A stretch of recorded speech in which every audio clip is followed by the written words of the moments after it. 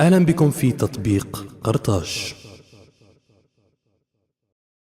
Au VIe siècle avant Jésus-Christ, le prophète Ézéchiel célébrait ainsi la grandeur et la puissance maritime de la ville de Tyr, comparée à un navire lancé à la conquête du monde. Tous les princes de la mer descendront de leur trône. Ô Tyr, toi qui habites les avenues de la mer, toi qui fais commerce avec les peuples, toi dont le territoire est au cœur des mers. En cyprès de Sénir, ils ont construit ton bordage. Avec les grands arbres de Bacham, ils ont fait les rangées de tes rames. Ton habitacle fait du cyprès de Kittim est incrusté d'ivoire. Il y eut pour toi la voile du lin d'Égypte et pour ta bâche de la pourpre violette des îles d'Élisha. Les sages sont tes matelots. Tous les navires de la mer et les marins étaient chez toi. Tu as pour rameurs les habitants de Sidon et d'Arvad. Ce sont tes soldats, ils font ta force. Héritière de Tyr, Carthage fut, elle aussi, une grande puissance maritime. La reine de la Méditerranée était, entre le 8e et le 4e siècle avant Jésus-Christ, la trirème ou trière. De ce navire, les documents ne montrent que l'aspect extérieur, si bien que son organisation interne et son mode de fonctionnement posent encore problème aux chercheurs et aux architectes navals. Son invention est à attribuer certainement aux Phéniciens, même si les Grecs devaient l'améliorer. L'embarcation à 35 mètres de long sur 5 mètres 50 de large comportait des rameurs qui étaient étagés sur 3 plans superposés.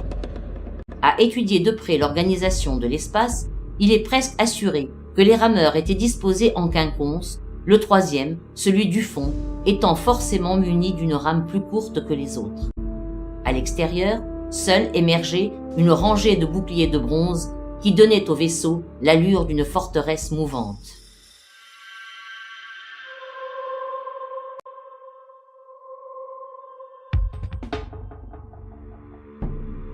La marine de guerre fut longtemps le bras armé de Carthage.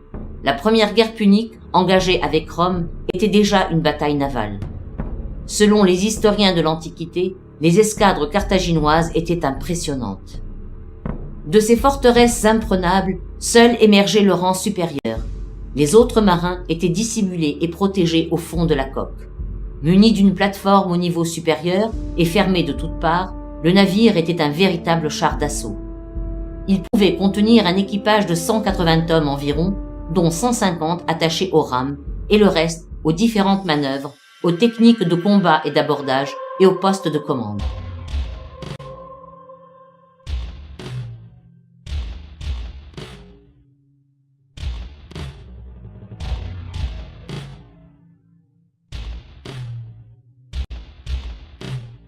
Mais la flotte carthaginoise était aussi constituée d'autres sortes de navires, plus petits, plus trapus, plus légers, sans mâture et sans voile. Ils étaient propulsés essentiellement, sinon uniquement à la rame.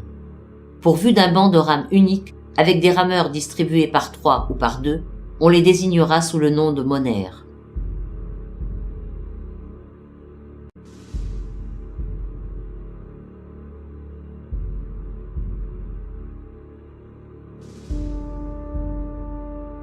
Paradoxe de l'histoire, la flotte commerciale de Carthage est moins bien connue. En fait, les navires de commerce sont de divers types. On naviguait à la voile et les cordages étaient en général fabriqués en alpha. Mais la rame restait utile pour les manœuvres complémentaires, entrée et sortie du port, virement de bord et abordage. En effet, malgré l'usage de la voile, le navire de commerce à rame continue d'exister dans cette mer Méditerranée où l'absence de vent, surtout l'été, contrarie et stoppe la navigation.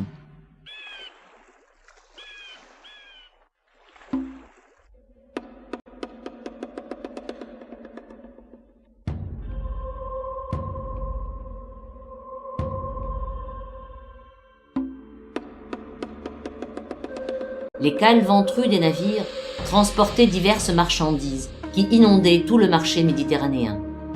Denrées ordinaires, contenus dans les amphores de terre cuite, métaux précieux, objets de luxe et pièces travaillées, animaux exotiques. Ainsi, les fiers vaisseaux carthaginois sillonnaient hardiment toute la Méditerranée, transportant leurs trésors de port en port, de contrée en contrée, jusqu'aux limites des mondes connus, où enfin ils finissaient par jeter l'ancre avant de repartir.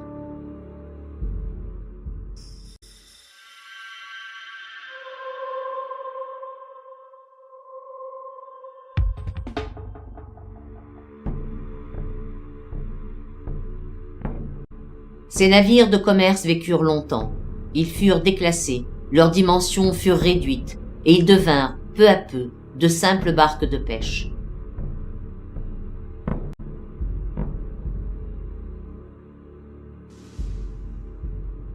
Le marin, rameur solitaire, sans doute propriétaire de son embarcation, pêcheur et négociant, allait lui aussi chercher fortune, assez loin, de port en port.